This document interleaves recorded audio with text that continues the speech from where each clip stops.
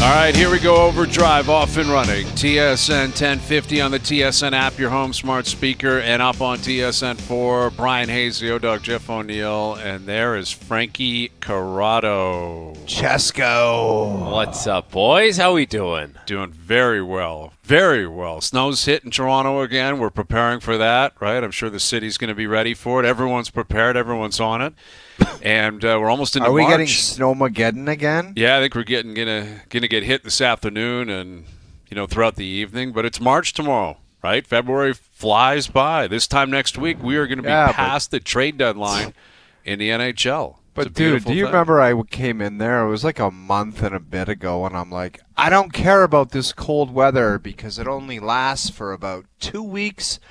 And then we seem to morph into golf season. It just hasn't gone that way. No, it's not even close to that. It really doesn't feel like And we're if it's one of close. those miserable Marches, man, I can't do it. No, I saw the tweet go out. They said it's going to be a warmer than usual March. I saw that a couple weeks ago, and I was very relieved to see. Who'd you see that from? The mainstream media. Oh, they had them. it. I don't know who they are, but they had it. A warmer than usual March. Here's my take on that, because I thought you were going to go a different direction, because I saw something online earlier today saying it's going to be a colder than usual March. Here we go. So I think what you're getting here is the old school Are you being gambling serious? hotlines. Yeah. I did. I saw, I don't know, someone had a video on Instagram or TikTok or something. And again, I don't know if this person had any credibility whatsoever. Let me clarify that. If some guy on his couch, in Yorkville is like, yeah, this is what is going on, I don't know if there was any honesty or any accuracy behind it. But the old gambling hotlines were, I got the pick tonight. Half the people, you'd hear them say the Giants. The other half, you'd hear them say the Cowboys. Half of them are going to be right? Half of them, you're like, man, that guy really knows what he's talking about. The Cowboys covered. And then the next week you call in, and it's like, I got another game for you. Half you get the Rams, half you're going to get the 49ers. And you just whittle it down and then circle back up. And I think that's what's happening with these weather projections, right? Half of them say it's bad, half of them say it's good, and who knows. And I kind of get the same impression with the trade deadline.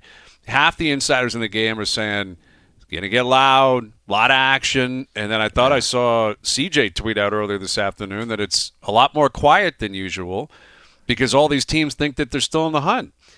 And honestly, when you look at the standings, we were talking about it yesterday, I guess so. I mean, Utah won again last night. Utah's kind of in the hunt out there, and St. Louis is kind of in the hunt, and Boston and New York. But Pitt won last night. Do you think that's extreme, though. No, they're not in the hunt. They're going to win every once in a while. Philly's not in the hunt. Philly's not in the hunt. The Islanders aren't in the hunt. And, again, I think you need to clarify, in the hunt to make the playoffs or in the hunt to actually do damage, very different conversations. Who do you think is in the hunt, Hayes? And I'll ask you both to come up with one or two teams. And I'm not going to go as extreme as to be the Los Angeles Kings, who fired up an 8 seed and won the Stanley Cup. Okay? But who do you think is in the hunt that could possibly do some damage? Like to win a cup, you're saying? No, I'm just saying like that could upset and maybe win a couple rounds and everyone be I like, don't think there's a team in the West. I don't think the Canucks, the Flames, the Blues, the hockey Well, what about club. this team? Do you think the Detroit Red Wings could shock a team and like get in as a wild card and pump somebody in the first round? Not pump somebody, but win a round. They have that. They just lost Andrew Kopp, which sucks for them, but they have something going since like late December. They are the best or one of the best teams in the NHL. Mm-hmm. So it's conceivable, but they still have some holes in their lineup. I bet you that Columbus team, Frankie. I bet you that Columbus team, if they get some goaltending, they could rock somebody in the first round. They've got Provorov sitting there, like he's the UFA guy, and I'm in my head, I'm like, in no world are they trading that guy. Think about all those loyal fans that go up, the season ticket holders that show up year after year, game after game, watch that team lose, and now they have a chance to make the playoffs. What kind of message does it send to those people if you try trading a guy like that? No way. They're not going to do it. They're not going to do it. Columbus, historically, their reputation has been defense first. You think of John Tortorella, you think of Ken Hitchcock, it is completely reversed. They are one of the most entertaining teams to watch because they're going to win 5-4 if they're going to win. Like, they score at a very high rate, and it's their defense and their goaltending's been terrible. Like, they got 2 goalies that are sub 900, I believe, in terms of save percentages. That's what would scare me. Is Merzlikins, is he capable of getting hot? I guess possibly he could get hot and maybe win a round or something. But I think the answer is probably the Rangers, just because. This year it's been such a mess. I get it. It's been such a mess. I know. You asked me to give you a team, and I'm going to say them because of Shesterkin. And, now JT Miller has kind of lit a flame in that room a little bit, right? Like, all of a sudden they got a couple forwards who could scare you a little bit if they're healthy. But Adam Fox is down now, and he's a big part of their team. And the one guy that I singled out in the playoffs last year that stuck out like a sore thumb as far as the competition and being all in was Mika Zibanejad. And now this year, it's just like he's just kind of disappeared, man. Like, he's gone Pettersson a little bit where it's like, where is your game? You were like a 50. I think he scored 50 a couple years ago.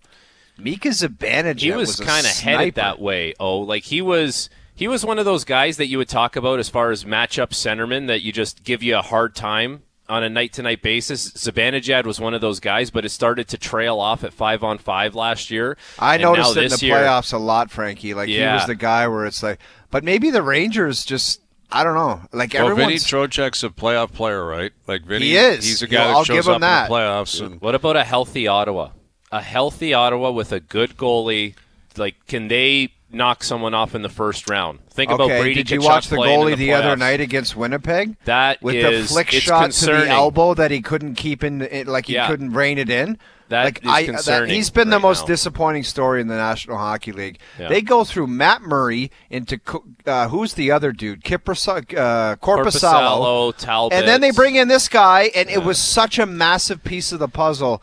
And he's missed 30 games because of a back spasm, and when he's gone in there, he hasn't been good. Like, I'm so disappointed for Sens fans that they've had to witness that, because it's a shame. They'd be comfortably in if he did his job, and I'm sick of ranting about him, but if that guy did his job and played like what he's paid to be played, it's a non-issue.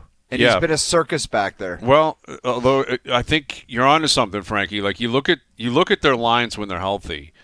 They're a good team on paper. Like, they do look like they got some balance, right? You bring Tkachuk back in, and Norris and Pinto skated today. All of a sudden, you've got 3 lines that, spread out with Perron, who's had a really tough year on a personal level. Yeah. And, if Giroux's healthy, he's still got some hop, and he's still got some bite. And, Ullmark obviously is the question mark there, but he is a guy that when he's in the mood to play and playing well, he is a high-caliber goaltender.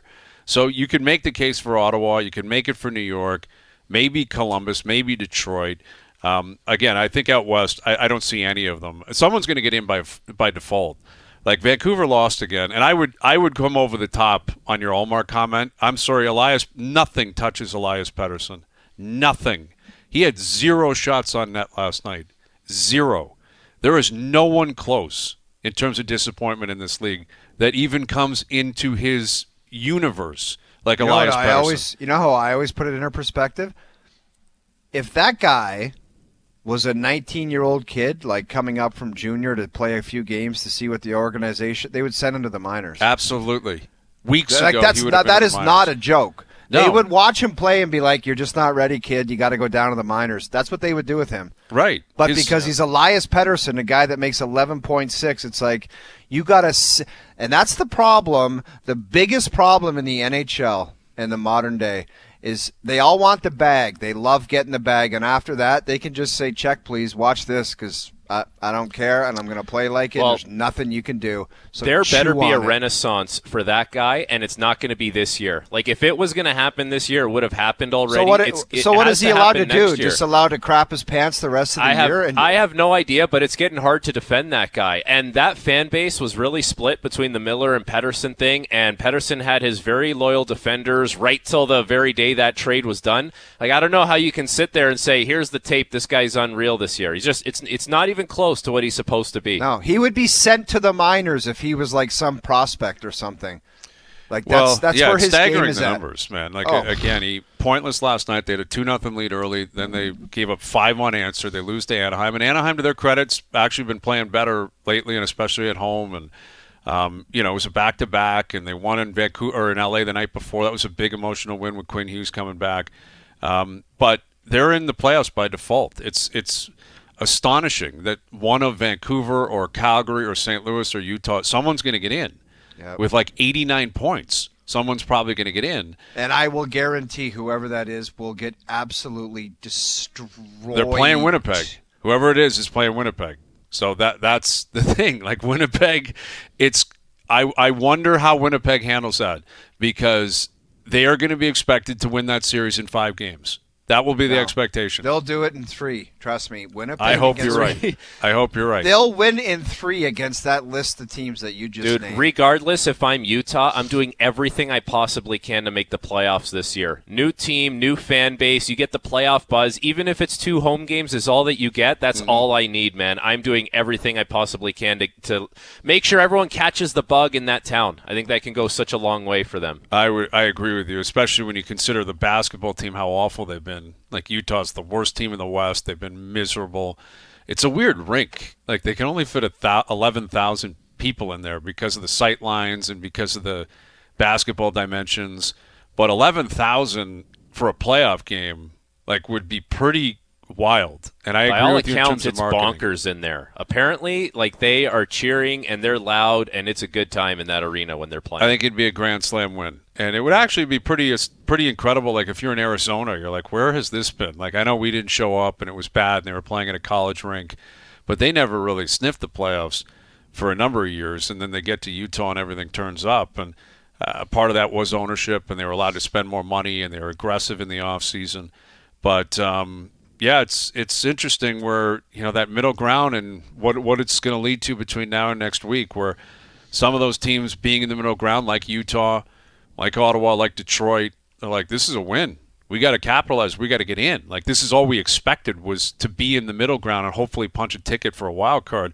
Then there's the Rangers in Boston, in Vancouver, who they had thoughts of winning their division or competing for 105 points or home ice in the first round, and it's a massive disappointment. And it does need to be pointed out. I know yesterday we talked about the contracts and who should be allocated what.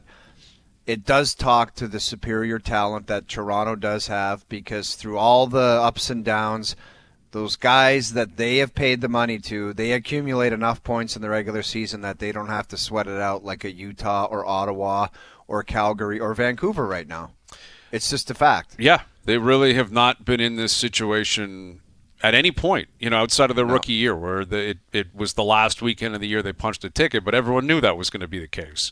Yeah. They were rookies. They were young, and they were trying to find their way. For the most part, it's been a formality that the Leafs are going to get in, and Leafs are back in action in New York tonight, and Stolarz will get the start against Shesterkin, and the Leafs have been red hot. You look at it, they've been red hot the last number of weeks. That Western Canadian trip before the Four Nations was very successful. They go 3-0-1. Now they're 3-0 on the way out, and you got a chance to kind of bury a team tonight that you might play in the first round. Like if New York gets 2 points tonight, they're obviously still in the race, and there's a lot of games left to be played. There's still a lot of jockeying for position, but they could punch a ticket, and the Leafs could win their division and play a wild card team. So any of these games could be a precursor of what's to come. And I found it interesting that Reaves is going in. Ryan Reaves, he hasn't been playing, and he's in. And Berube was very clear and cut. He said he's playing because Rempe's playing. And I haven't thought Rempe's about on Matt a roll, Rempe man. a lot. He's always doing something. I feel like every time he's in the lineup, there he is with a hit or an elbow up. Like if you're not going to put Ryan Reaves in the lineup for a game like tonight, then why do you even have him? Why sign him? So he has to go in. This is the reason why you have this guy. Well, yeah, the risk is that this guy is just going to go wild on your team and start crushing guy, and no one has an answer for it.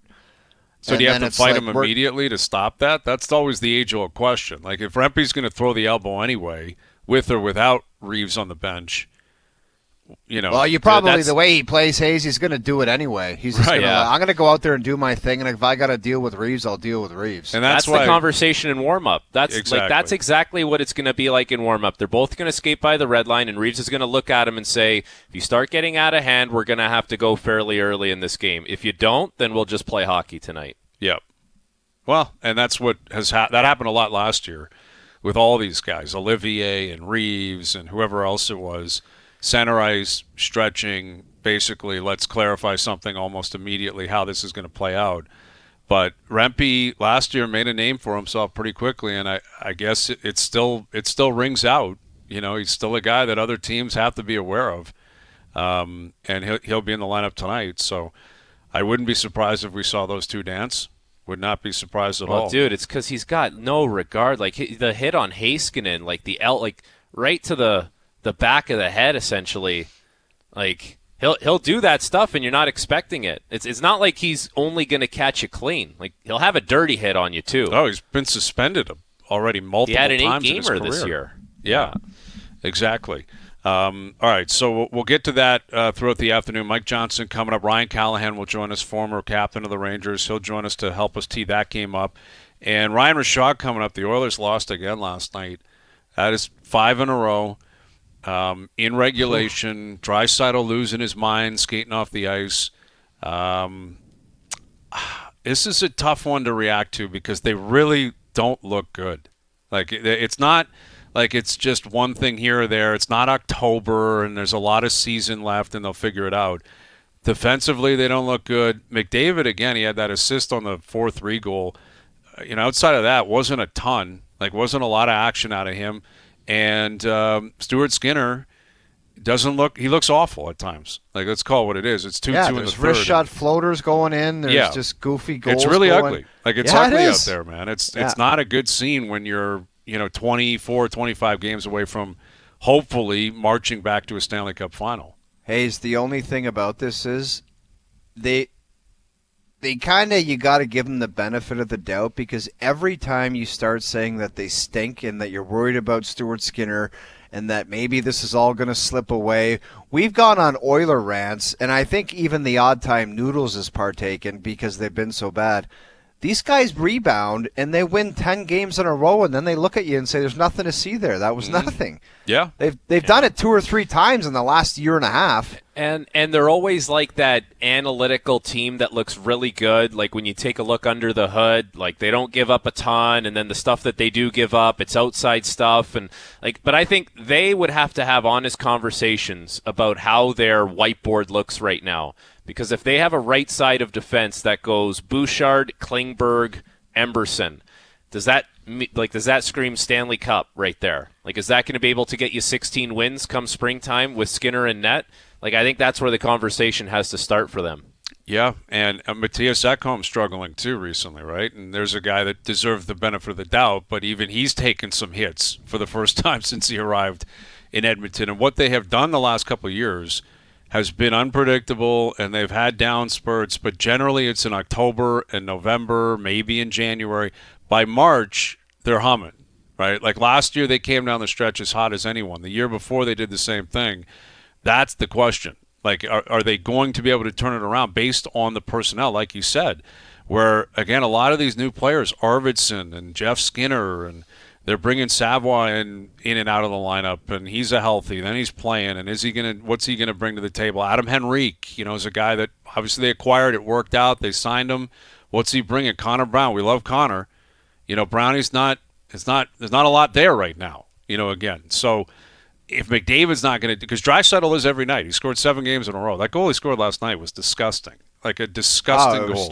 It was put the shoulder down and take it to the pipe. And you never see that at that pace, dude. He was slow playing Gustav Forsling and then went shelf. It was an incredible goal last night. But outside of him, you're just waiting for everyone else to arrive, including the big boy in McDavid. And we'll get into this with Rishaug, because what has happened now over the last few weeks, probably dating back to the suspension when he got suspended, somewhat quietly because we've been distracted by the Four Nations and there's other stuff. But the Hart Trophy's gone. He's not even going to be nominated. Like, he will not be one of the top 3 guys. There's 0% chance. What about 0%. a 25-game heater? Not going to happen, dude. I'm telling you. You are writing off McJesus for the I Hart wrote him right off now. 2 months ago, and you guys jumped on me. I said 1% chance he can get. I'm can win sorry. the Now 1%. You love It's a hot take 0% to pump now. your own tires and you shake your own hand. You did not say 2 months ago McDavid's Yes, I did. out of the. Yes, no I did. way. JP Doogie, you find it, and you guys pounced on me. You said you're an idiot. There's no way. I said he's not winning the Hart again. There's no way because he's not putting together a season that elevates the bar from that he has set. He has set a bar so high. Man, he's not. Let's be serious. He's not. He's not winning the Hart Trophy this year. I don't think he's going to be nominated. I just will not. I'm not prepared to go down the road of giving you props for that proclamation 2 months ago. Find it, Doogie. For Doogie, McJesus? JP, Joe from the Bridge. Yes, we had a Jerry's percentages or whatever it was. And I said what I said about McDavid at that point. You guys came over the top, yelling and screaming, you're an idiot, you don't know what you're talking about. It's not a hot take, though, to take the field versus a player when it comes to winning the Hart. Like, you're kind of hedging But your bet a against little bit. McJesus, You're right. it is. Thank you, Frankie. Thank you, Frank. I was the one being reasonable. These guys were being unreasonable. But what has happened here quietly, somewhat quietly, is the Art Ross is gone. You know, he's 16 points back of McKinnon. He's not catching him in 25 games. He's not. He's not going to catch Draisaitl. He's not, dude. It's too much, and he doesn't look like himself. He doesn't. And the Hart is gone. Like, that's it. Again, it doesn't matter because it's about the playoffs for him, and if he wins a Conn Smythe and a cup, the regular season could not be more irrelevant for any player in the league than Connor McDavid. But this is a guy, the previous 6 or 7 years, it was like a formality. Probably winning the Hart, definitely going to win the Art Ross, and that's just not going to happen this year. And I think that's pretty substantial. Like, that's pretty big news that the guy who has been the foregone conclusion in that, like he's 16 points back in McKinnon, 14 back at Draisaitl, 12 back at Kucherov. I don't think he'll catch any of those guys. Like, do you guys think he'll catch any of those 3? In terms of points, just all those guys are going to keep up pace, man. That's the thing. That's the like point. Kucherov's not scoring. He's not slowing down unless he gets hurt. Same with Draisaitl. Same with McKinnon. So it's hard for him to make up all that ground. But Connor McDavid doesn't have to win the Hart every year. Doesn't have to win the Art Ross every year. He just it's not always going to be in the cards for him. You're not always going to have your career season, and he continues to push the bar up. So it's hard for him to attain that. Regardless, McDavid has had a big moment in the Four Nations face-off when he didn't have that big moment in the spring. So I would still look at it and say, like, he's got something this year that he didn't necessarily have in the past, and come playoff time, it could be a fresh start, completely flip the script. The Oilers look good, better than they do right now, but they're in tough sledding, and McDavid just doesn't have that, like, superpower to him right now. Right now he doesn't. And I would some miles on him too, guys. You go to the Stanley Cup Finals, and Mm-hmm. it's just that's a long year. And when you're built like the Leafs are, or like the Edmonton Oilers, where it's basically a 2-man rodeo, and then everybody else has got to chip in once in a while, it's a lot, man. It is a lot. Well, I think sometimes it's that easy when it comes to how your team looks. Yeah. Is that McDavid doesn't look like himself, so the Oilers don't look like themselves. Like, if the third line right winger is in a funk, no one's paying attention, really. You know, it's like no one's leading a conversation with that. You're talking about 2 guys. You're talking, generally speaking, about 2 guys. It was like that with Matthews earlier in the year when the Leafs were in a funk and he wasn't scoring. It was like, well, look at that guy. He doesn't look like himself. So the whole team doesn't, because everything starts with him and everything filters down. And, you know, you look at McDavid, he's won everything. He's done it all. I'm not betting against him in the playoffs. He has proven that he is a big game performer. I could see him even more so than ever once they get out of this funk, slow rolling his way into the playoffs, load managing into the playoffs, and popping. So I'm putting that conversation separately. But he didn't win the Art Ross last year. He didn't win the Hart last year. So this will be 2 years in a row. You know, he's not a young guy. At some point, you got to wonder, like, has something changed? Has the rest of the top dogs caught him? Has he come back to them in terms of point production? I don't know. We'll see what Ryan Rishaug has to say about that. Oilers again losing last night, 5th in a row, and the Leafs and the Rangers are in action tonight. So Ryan's coming up. Got Mike Johnson coming up. Dear Hazy B coming up, and I understand that there was someone sniffing around Doogie on a dating app or something like that will have to be addressed. Batting leadoff, the Doogie one. Okay. Yeah. Well, listen, a date with Doogie is right around the corner. Like, dude, that's coming. It's a date with Doogie, me, and you, alumni box Leaf game, and Doogie gives the final rose. Okay. Come on! I love it. I love it, and I support it. We got to get him on the Jumbotron down there with the rose. Kiss cam, all of it. Kiss cam, everything. Everything is coming up, Doogie, here. Overdrive continues. TSN 1050 and on TSN 4. All right, Overdrive continues, powered by FanDuel, bringing you everything from the opening line to the final score. FanDuel had the odds for the Hart Trophy, and it's interesting. It is a race, man. You still got a race here the rest of the way. But in terms of the odds-on favorites, I believe Draisaitl is still at the top, and it's McKinnon and Kucherov. And we don't have the audio or the video of my proclamation of McDavid. Yeah, it doesn't it never matter. Happened. We don't need it. Happened. We don't need it. You just Never you guys have Gets faith lost in the shuffle. There's a lot of hot takes. Lost in the shuffle. Lost in the shuffle. There it is. Okay, courtesy of FanDuel, Hart Trophy odds. Draisaitl minus 155, then Hellebuck, then McKinnon, then Kucherov, and McDavid is fifth. Before we get to Rishaug, let me ask you guys. If I placed a total over under 1.5 Hart Trophies the rest of McDavid's career, would you go over or under? Over in a flat second. Yeah, I'll Come take on. over. I'll take over. Okay. He's got two coming. Under. One for sure. Under. Let me give you guys quickly a This little guy is history a lesson. hater. No, I'm not being a hater. This is what I'm trying to emphasize here is reality. Wayne Gretzky, 28 years old. That was his last Hart Trophy. Sidney Crosby, 26. Ovi, 27. McDavid's 28. Like it just you don't win Harts when you're 33, 34. You don't. So that's all I'm saying. I'll bet you Rishaug will say over, but I'm willing to step out and say under the number. I think he's got one more for sure. It won't be this year, but I don't know if he's going 2 or 3 or 4 more. Here's Ryan Rishaug. Where would you stand on that, Shogger? 1.5 Hart Trophies the rest of Connor McDavid's career. Over or under? Yeah, you're taking the over. I'd say you're on an island there. All right. I'll stand on the island. That's a horrible take. It's I'll a stand. horrible Okay, take. Wayne Gretzky was 28 years old the last time he won one. Wayne Gretzky. Yeah.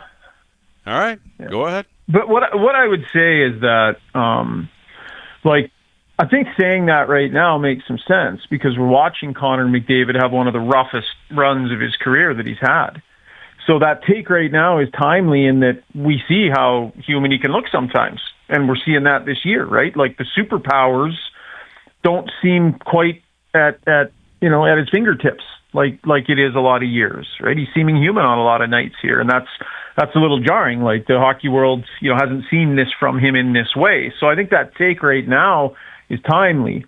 But I think the other side of it is we're seeing a dip here, but I wouldn't say we've seen a drop off in terms of what he's capable of doing on the ice as a hockey player. Like, I think he's still capable of going and doing those superhuman things. For whatever reason, we're just not seeing it as much this year. So I would, he might get grumpy at what happened this year and win 4 in a row for all we know. And I wouldn't shake my head at that because he's just that good. What do you think it is, Rish? You think it's just like the Stanley Cup Finals, the Four Nations, and there's just a lot of miles on them. We talked about how the Leafs are built and how the Oilers are built, and it's basically like they gotta rely on those guys and run them into the ground every night if they want to get it done on a nightly basis. Yeah, I think that the Stanley Cup Final and that result, the quick turnaround, back in the regular season before you know it, trying to find that level again. Tough start for the team. I think all of that stuff combines with fatigue and all that. And it's just, he's just having a bit of an off year. And a little bit of an off year for McDavid has him only in the top 5 in scoring and not as much in the Hart Trophy conversation as normal, right? Like, I think it's still by NHL standards, he's still having a fantastic season and putting up great numbers. Just he has a different standard. And we all know that. So by the Connor McDavid standard, this one isn't measuring up. By NHL standards, there are lots of Hart Trophy winners, guys that could be lights out for a year or two and then take a bit of a dip and be the 6, 7, 8 guy, and nobody really thinks twice about it. But with him, a dip like that, and you notice it. So yeah, I think what happened, beat him up a little bit. I think he's not being as physical this year. His hits are significantly down. I think maybe there's an element of, you analyze what happened last year, and you probably wonder, is there a way I can hit the playoffs with a little more in the tank? And maybe there's a little bit of that going on in certain elements of his game as well. Not really worrying about awards and trophies and stuff, and thinking more, how can I still have an excellent season and help my team, but maybe have a little more in the tank by the end of the year. And we're seeing some of that maybe, has bled off some of his physicality, where you're not seeing him go out there and finish checks and being a more physical presence like he had been at times last year. So a few things here and there, but he talked at length about it yesterday, guys. He's not happy with it. He doesn't love it. And he's working on it. So we'll see. Shogger, there's a few guarantees in life. One of those guarantees is that the Edmonton Oilers play the Los Angeles Kings in the first round of the playoffs. Yeah. If that were to happen this year, let's say that were to happen, who says no to that series, the Oilers or the Kings? The Kings. Yeah, they've beaten them over and over and over again, and the reason they've beaten them isn't going away. I think top to bottom, the Oilers maybe aren't as fierce as they would have been in any one of those years. Like, you could make the argument, if you're the LA Kings, you're looking at the Oilers going, we'll take this year's Oilers ahead of any of the other Oiler teams we've had to face so far. I think that's a fair point. But you've still got to figure out a way to keep Connor McDavid and Leon Draisaitl quiet enough to win a series. And I don't know that the LA Kings would or should feel a ton of confidence that they have the guaranteed solution to that. So I'd be surprised if, given their druthers, they were like, yeah, we'll take Edmonton for sure, bring them on. I think the results have happened for a reason, and those guys have been lights out in those series against them. With Ryan Rishaug, and Stuart Skinner has been a part of that success in the playoffs, yet right now he's fighting it. The whole team's fighting it, but the numbers all year have not been very good for him. Are you confident that come playoff time he's a flip the switch guy, or would you be nervous about that? Oh, I'd be nervous about it if I were the Oilers. For sure you would be. You can't ignore the results this year. His numbers are down. The quality of his play hasn't been as good. He's been more prone to the bad goal. There's been a significant dip. He's not the only one. Lots of, few other players on that. Evan Bouchard, same thing. So yeah, you definitely have to be concerned, but you also have to be realistic about what you can do about it. Like, what are you doing? First of all, you don't know if you've got Evander Kane's money to use at the trade deadline. So you don't really know, and if they don't, guys, it's dollar in, dollar out. So if you what is that Kane situation, Rish? Like, what the hell's going on with him? Well, it boils down to this: that there is an uncertainty as to whether or not he will play games again before the end of the season. So without that certainty, you can't go and spend that money, because if all of a sudden 2 weeks in the season is left and Evander Kane is cleared to play by multiple doctors and wants to get back in the lineup, now you literally have to you make trades after the deadline, I think, and peel guys off. Like, you're just absolutely exposed. It'd be a terrible situation, and they can't risk that. So in the absence of clarity, they need to be a little bit cautious here. So his no trade ends today. He's got a 16 team as of tomorrow. I think he's, from what I hear, he's working out and trying to get himself back, but there isn't a clear answer, guys, as to whether or not they can just go. This is not a wink, wink, nudge, nudge. Everybody really knows what's going to happen here. We'll see in the playoffs, Evander. That's not what's happening here. They're not sure. And the trade deadline is a few days away here, and they're not sure. So they're going to get a word from doctors. They're going to get a timeline from doctors. If doctors go to them and say he'll be ready first week of the playoffs, then we could see Stan Bowman spend that money. If that's what team doctors, and probably multiple of them, are telling them, then maybe they'll feel comfortable doing that. But if they say, yeah, it could be ready by, second week of April, they can't spend the money. When you look at the way this blue line is built, Ryan, like, in your heart of hearts, can you honestly say that this is a blue line that can win the Stanley Cup as currently constructed, or are they going to need to overhaul this? This is a trick question, man, isn't it? That's a trick question. Why is that a trick question? I'll give you an answer. No. Exactly. No, Okay. they can't. Like they're not good enough back there right now, and that's they need to improve. They're one injury away from not being even in the conversation. So they definitely need to address some issues on the blue line. They took a swing here on John Klingberg. We'll see which way it goes. It's not been great the last couple of games. So if I'm the Edmonton Oilers, this is what I'm looking at. You've got John Klingberg. At this point, I'd say you could rely on him as a 5 or 6 in the playoffs if you have to. You've got Brett Kulak, who a lot of people consider a third-pairing defenseman. The Oilers' best option next to Darnell Nurse is Brett Kulak. Right? So you go Ekholm and Bouchard, you go Nurse and Kulak, that's 2 lefties, and then you've got Emberson and Klingberger, 2 righties in your third pair, and you hate that all day long.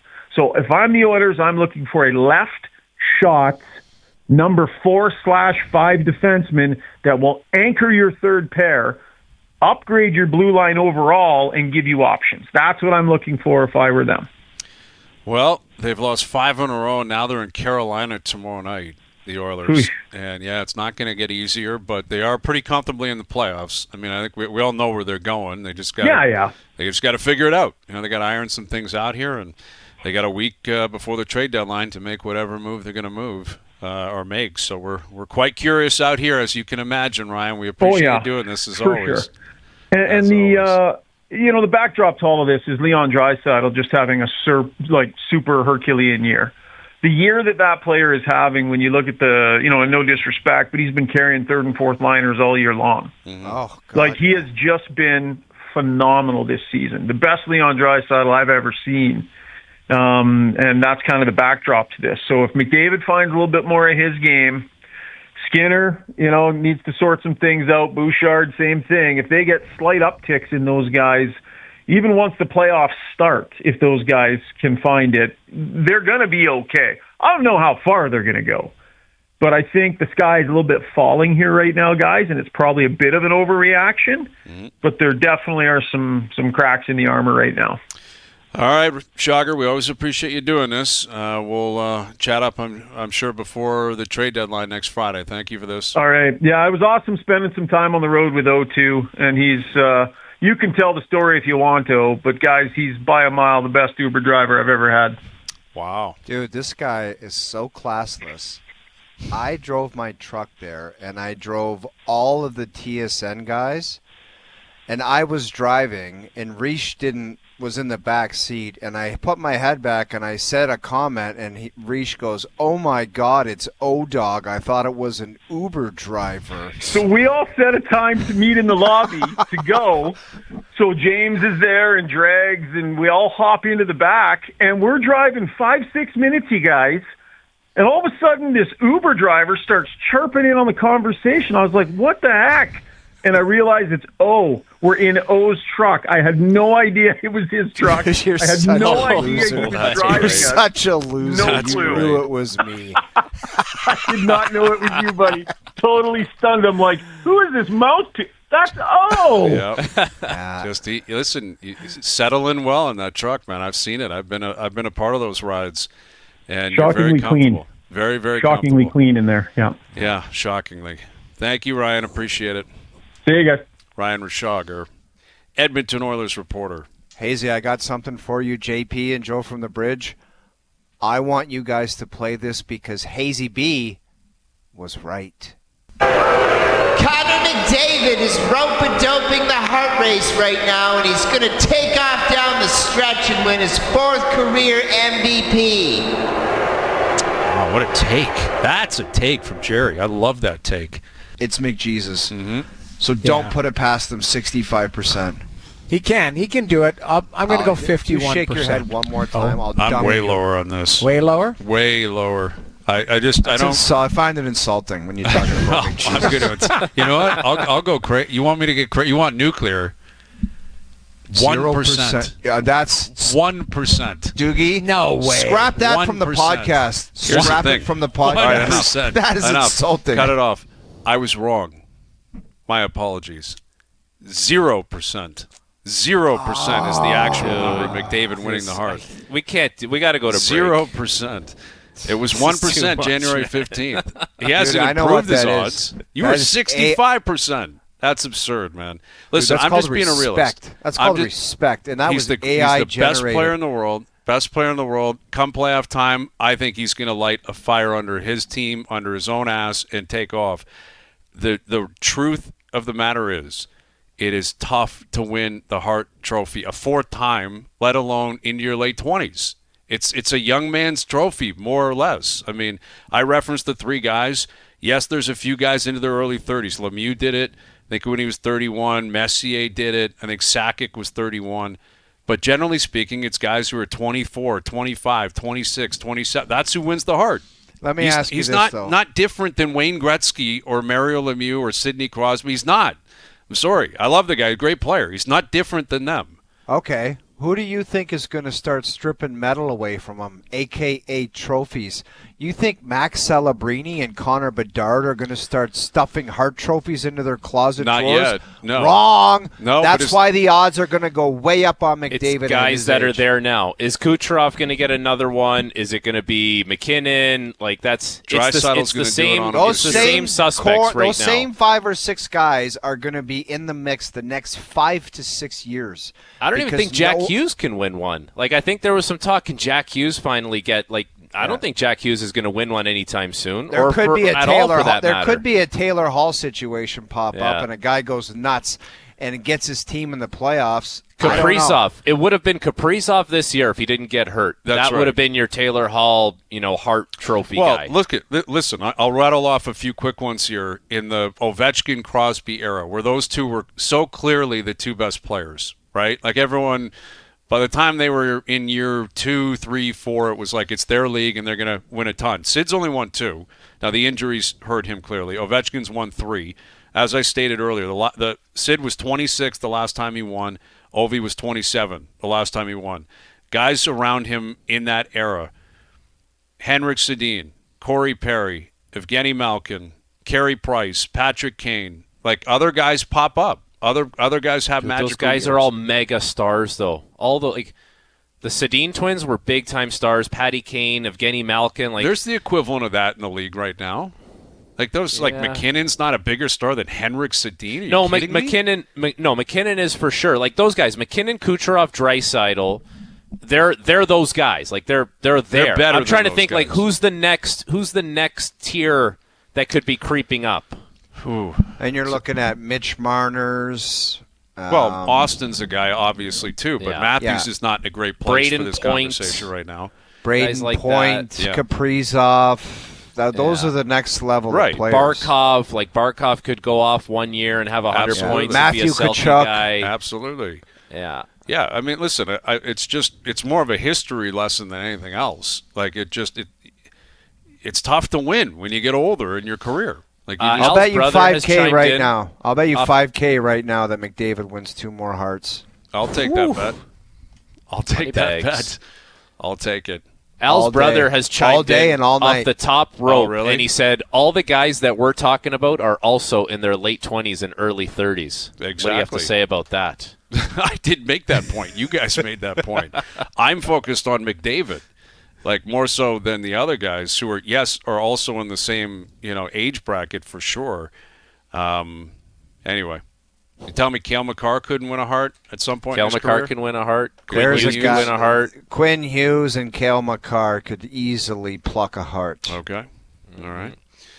All right, Mike Johnson. I know where Johnny's going to vote on this. This is going to become a theme all day, and everyone's going to say, "Are you nuts? McDavid will win 5 Johnny's more." going to agree with you. I think Johnny he is going isn't. to agree with Johnny you. will say 4 Hearts to go. I think Johnny will come No. over the top more than anyone else and be like, Here's "Are you how I'll end crazy?" this segment. 4 nations, 4 Hearts to go. Okay, that's coming up. Overdrive continues.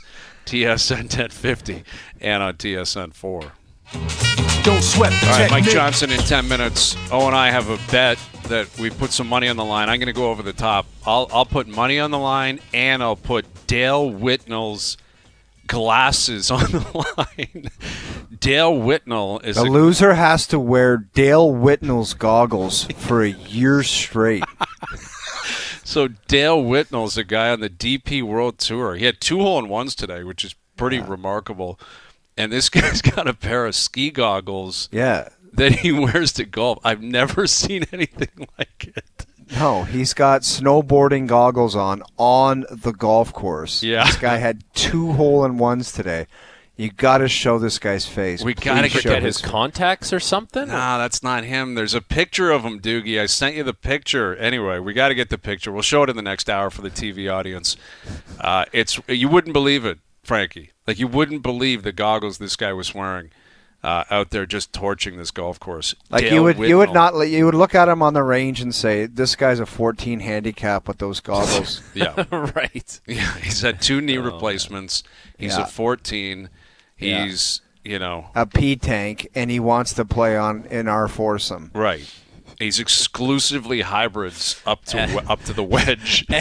And he's given tips on the range. He's Yeah. What giving you hit there? tips. 8 hybrid.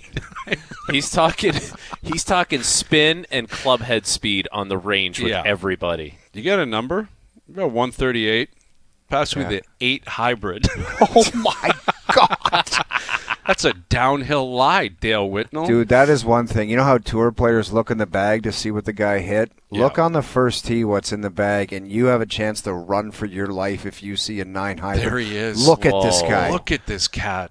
Look Wow. at his gear. Everything Why? about it is crazy. That guy has 6 pints before he tees off. Yeah. I don't care what anyone says. I He's love looking it. a little flush. Yeah, that might be the case. Well, My those God. goggles are on the line. Mike Johnson coming up. Dear Hazy B still to come as well. Leafs Rangers tonight. Overdrive continues. TSN 1050 and on TSN 4.